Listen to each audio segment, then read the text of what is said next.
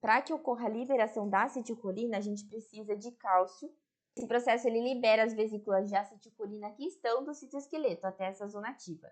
Mas os íons cálcio eles vão se difundir da fenda sináptica para o interior do terminal nervoso. Tá? Vamos ver uma imagem depois para entender isso melhor. A acetilcolina ela abre canais iônicos nas membranas pós-sinápticas. Os canais iônicos dependentes de acetilcolina estão localizados quase que inteiramente próximos à embocadura das fendas subneurais, onde a acetilcolina é descarregada na fenda sináptica e local que também é revestido por canais de sódio e voltagem dependente. Então, olha só nessa imagem, nós temos a liberação da acetilcolina, né, por essas vesículas sinápticas na membrana neural da junção neuromuscular. Nós temos aqui a membrana muscular, a fenda subneural, canais de sódio dependentes de voltagem e receptores de acetilcolina.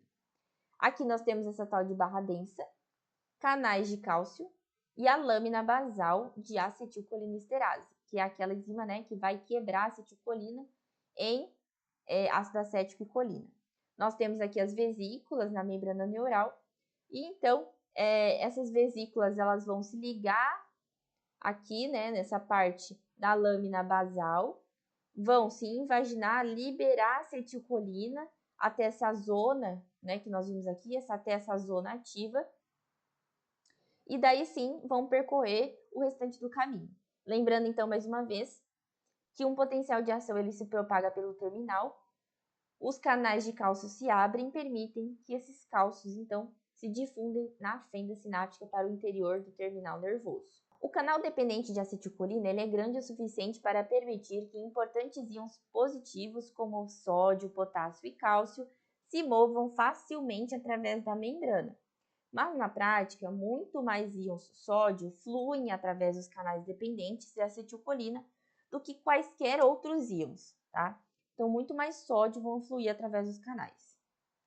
Primeiro, porque existem somente 2 íons positivos em grande concentração. A gente já viu, né? Tem mais íons do que sódio no meio extracelular e tem mais íons potássio no meio intracelular. E segundo, porque o potencial negativo interior da membrana, que é em torno de menos 80 a menos 90, vai atrair íons sódio carregados positivamente para o interior, tá? Então, essa seria aí uma das respostas do porquê o sódio flui nesses canais dependentes muito mais. Por que o sódio ele flui para esses canais de acetilcolina, voltagem, canais dependentes de acetilcolina, né, do que outros íons, justamente por esse fator aqui. O principal efeito da abertura dos canais dependentes de acetilcolina é permitir que os íons sódio fluam para o interior da fibra, tá?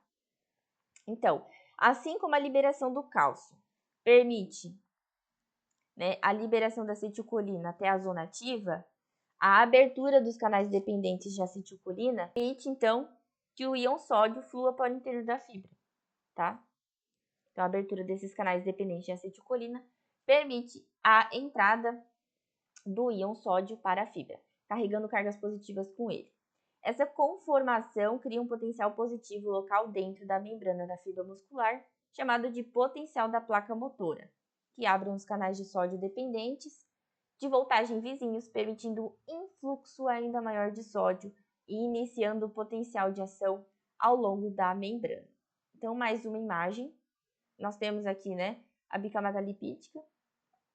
Esse aqui possivelmente vai ser um canal de acetilcolina, né? Isso, canais dependentes de acetilcolina. E a entrada do sódio. Por que basicamente a entrada do sódio? Como nós vimos aqui, primeiro porque existem somente íons positivos em grande concentração, né? No meio extracelular tem muito mais concentração de sódio. Por isso então que ele vai começar a entrar por esses canais de acetilcolina, causando no meio intracelular um potencial muito mais positivo, né, da placa motora. A acetilcolina, uma vez liberada na fenda sináptica, continua a ativar os receptores de acetilcolina enquanto esta permanecer no espaço. Então, enquanto a acetilcolina está ali, né, liberada na fenda sináptica, ela continua a ativar esses receptores. Porém, ela é rapidamente degradada. Então, como a gente viu, por que dá diferença, né, entre uma sinapse elétrica e química? Justamente porque esses neurotransmissores, eles são perdidos rapidamente. Então, aqui, ocorre a mesma coisa, não foge à regra. Então, a acetilcolina ela é rapidamente degradada. Ela permanece na fenda sináptica por alguns milissegundos, pela enzima acetilcolinesterase, ligada principalmente à camada esponjosa do tecido conjuntivo frouxo, que preenche a fenda sináptica entre o terminal pré-sináptico e a membrana muscular pós-sináptica, tá? Então, ela vai ser degradada de forma muito rápida, questão de milissegundos. Potencial da placa motora e excitação da fibra muscular esquelética, tá? Então, vamos ver um pouquinho de como que funciona esse processo.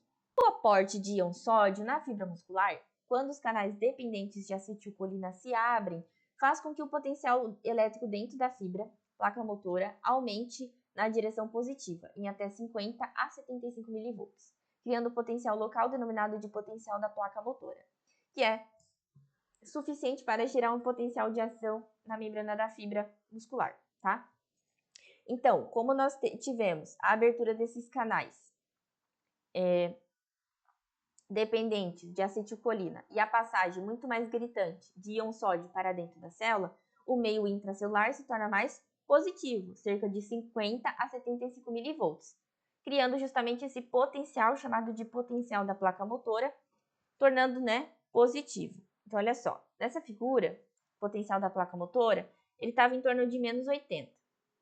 Daí, teve essa leve elevação e depois, sim, esse potencial maior, porque atingiu o limiar, aqui não atingiu. E vamos entender por que nesse não atingiu e nesse também não. Existe uma relação bem importante que o livro traz e eu trouxe aqui para nós, olha só. Mediante uma análise do gráfico acima, é possível concluir que, em A, ocorreu potencial de ação? Não. O potencial da placa motora não foi suficiente para desencadear um potencial de ação, influenciado pelo envenenamento da fibra muscular com curare. É uma substância, um fármaco, que bloqueia a ação de controle da acetilcolina nos canais de acetilcolina, competindo pelos sítios do receptor do neurotransmissor. Então, o que acontece? A curare é um fármaco que bloqueia a ação do controle da acetilcolina.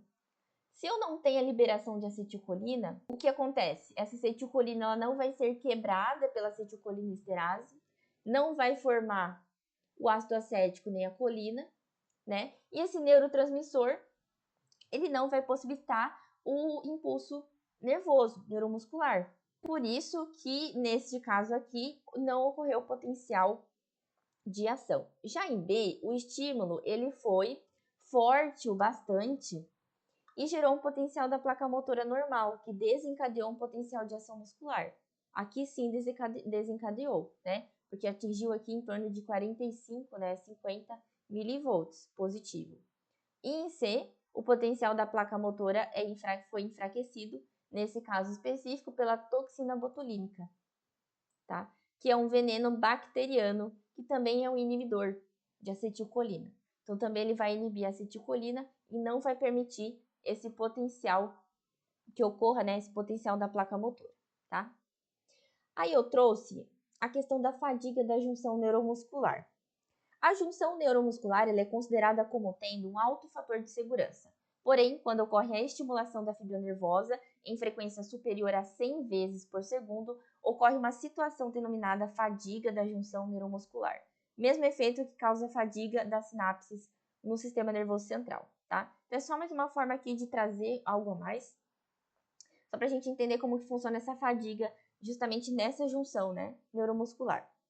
E adiante, como ocorre a formação e liberação dessa acetilcolina. Então, vamos entender melhor como que esse processo ocorre. Pequenas vesículas são formadas pelo complexo de Golgi no corpo celular do motoneurônio na medula espinal.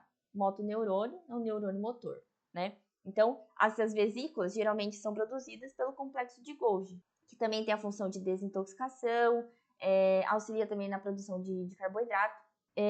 Ela tem essa importância de formação de vesículas. E essas vesículas elas são transportadas até a junção neuromuscular nas terminações das fibras nervosas periféricas e se acumulam nos terminais nervosos de uma única placa motora do músculo esquelético. A acetilcolina ela é sintetizada no terminal da fibra nervosa terminal. mas é imediatamente transportada através das membranas das vesículas para o seu interior, onde é armazenada altamente concentrada, tá? Então, essa acetilcolina, ela foi produzida e ela já é deslocada, transportada através das membranas das vesículas para o interior ali do neurônio, né? O interior da placa motora. Ao chegar um potencial de ação, o terminal nervoso vai abrir muitos canais de cálcio na membrana do terminal, por apresentar uma abundância de canais de cálcio dependente de voltagem. Então, vai abrir muitos canais de cálcio. A concentração de íons cálcio dentro das membranas terminal aumenta cerca de 100 vezes, aumentando a taxa de fusão com as vesículas em torno de 10.000 vezes. Essa fusão causa o rompimento de muitas vesículas, permitindo a exocitose de acetilcolina. Então, qual que é a importância do cálcio? Esses canais de cálcio voltagem dependentes vão se abrir, permitir a entrada de cálcio dentro da membrana e vai possibilitar que essa taxa de fusão com as vesículas aumente em torno de 10.000 vezes. Essa fusão das vesículas com o cálcio causa o rompimento das vesículas, né? Permitindo a exocitose da acetilcolina. Então, o cálcio, juntamente com essas vesículas, permite o rompimento delas, tá? Dessa forma, a acetilcolina ela é clivada, ela rompe pela acetilcolinesterase em ácido acetato, em o acetato, né, o ácido acético e colina, que é reabsorvido ao terminal neural para ser reutilizado para formar nova acetilcolina, tá? Então, qual que é a importância do cálcio aí? É o cálcio que vai possibilitar o aumento da fusão com as vesículas e causar o rompimento dessas vesículas para a liberação da acetilcolina. A acetilcolina, uma vez liberada na fenda, ela vai ser degradada pela enzima acetilcolinesterase em ácido acético e colina. Essa colina vai ser reabsorvida, né, ela vai voltar ali para o terminal pré-sináptico, vai ser reabsorvida, vai se juntar com a acetil-CoA para reformar, né, a acetilcolina. Então, essa é a ideia. Surgem pequenas cavidades na membrana do nervo terminal mediante a ação de proteínas contráteis, como a clatrina. As cavidades se fecham e viram novas vesículas que serão reabastecidas com acetilcolina, prontas para serem enviadas ao músculo novamente, tá? Conforme eu havia dito ali. Então, uma revisão para a gente não ficar muito perdido. O que a gente viu até agora? Vesículas se formam no motoneurônio, no neurônio motor. As vesículas vão ser formadas no neurônio motor, né, que seria então aquele neurônio pré-sináptico, né, que é aquele que vai transmitir a informação. Então, essas vesículas vão ser formadas no complexo de Golgi, né, através das cisternas do complexo de Golgi, ele forma essas vesículas. Enquanto que o complexo de Golgi forma as vesículas, a acetilcolina ela é sintetizada no citosol, né? Então, as vesículas estão sendo formadas no complexo de Golgi, enquanto a acetilcolina é sintetizada no citosol. 10.000 moléculas de acetilcolina por vesículas. Nossa, é muita coisa, né? Então, essa acetilcolina ela vai ser armazenada dentro dessas vesículas. Ocorreu o potencial de ação. Esse potencial de ação gera a abertura dos canais de cálcio dependentes de voltagem. Eu abri os canais de cálcio dependentes de voltagem, o cálcio vai começar a entrar na membrana terminal. Esse cálcio, ele vai permitir a exocitose da acetilcolina na fenda sináptica através do rompimento das vesículas. Essa acetilcolina, então, ela vai ser liberada, vai ser degradada, ou seja, ela vai ser quebrada por uma enzima, a acetilcolinesterase, em íon acetato ou ácido acético e colina. A colina vai ser reabsorvida pelo terminal nervoso e lá dentro a catrina, junto com membranas das vesículas originais, né, vão sofrer aí alguns outros efeitos, porque nós sabemos que a colina, junto com a acetil-CoA, vai formar novamente, né, acetilcolinesterase. E essa acetilcolina vai ser transportada para o interior das vesículas novamente para recomeçar o processo. Então, de novo, vesículas se formam no neurônio motor, no complexo de Golgi, e a acetilcolina ela é sintetizada no citosol, cerca de 10.000 moléculas de acetilcolina por vesícula. Ocorreu o potencial de ação. O que acontece? A abertura dos canais de cálcio voltagem dependente. o cálcio começa a entrar na fenda, começa a entrar na membrana terminal, ocorre a exocitose da acetilcolina na fenda sináptica, porque eu preciso do cálcio, né? O cálcio, ele vai permitir, ele vai meio que se fundir, né? A concentração de cálcio dentro da membrana terminal aumenta cerca de 100 vezes e aumenta a taxa de fusão com as vesículas. Então, o cálcio, ele aumenta a taxa de fusão das vesículas. Por isso a importância dele. Esse cálcio, então, ele vai causar esse aumento da fusão das vesículas, as vesículas vão se romper, vão sofrer um processo de clivagem, vai ocorrer a liberação da acetilcolina, certo?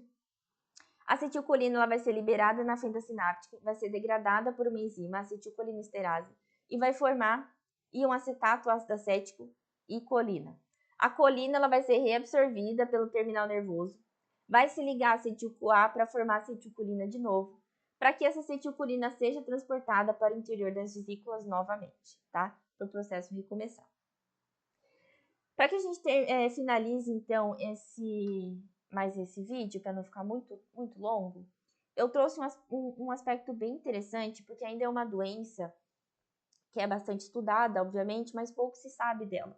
Inclusive, existem poucos fármacos que buscam auxiliar pacientes que têm miastenia graves, que causa tal da fraqueza muscular. E eu achei bem interessante para que a gente entenda o que causa essa fraqueza muscular, né? Em que momento ali que a gente estudou é o causador dessa fraqueza muscular. Então, a miastenia ela é resultado de uma fraqueza muscular pela incapacidade das junções neuromusculares de transmitir sinais suficientes das fibras nervosas para as fibras musculares. Então, é uma fraqueza causada por uma incapacidade da junção neuromuscular entre as fibras nervosas e as fibras musculares. Não tem essa junção, essa capacidade entre a fibra muscular e a nervosa para causar o bom funcionamento desse músculo.